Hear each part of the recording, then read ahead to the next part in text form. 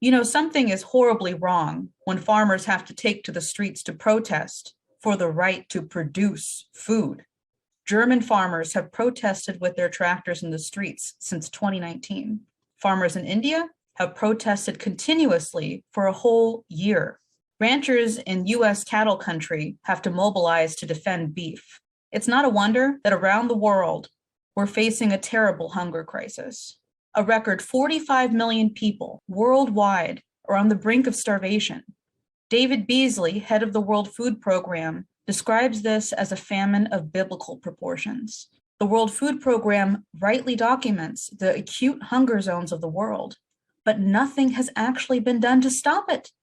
23 million people are on the verge of starvation in Afghanistan alone. So, why are farmers forced to not produce food when the world is facing the worst famine in known history? Some 15 transnational companies, the food cartels, really an extension of Wall Street and the City of London, control 90% of food in the US and Europe. They are against independent agriculture. They are against a nation's sovereign right to care for their people. They are against farmers having a decent, reliable income, parity pricing. It is these cartels, the old British oligarchy, that meet and push the green agenda. They demand a cut to agricultural land and water use of 30% by 2030.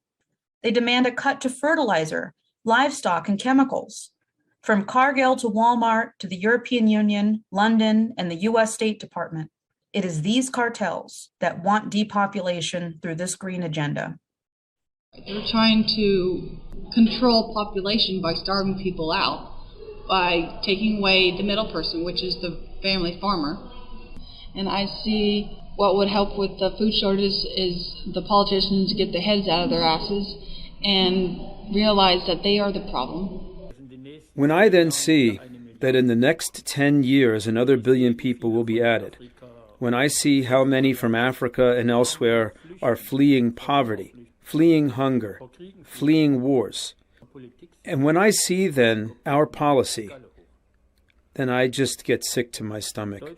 Germany, Afghanistan, Yemen, India, and the United States, we all have the same enemy.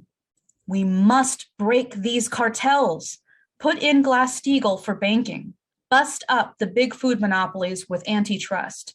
There should never be a cartel of bankers that control your ability for food security. If we have the literal moral fitness to survive, work with the Schiller Institute and the farmers of the world to shut this depopulation policy down now.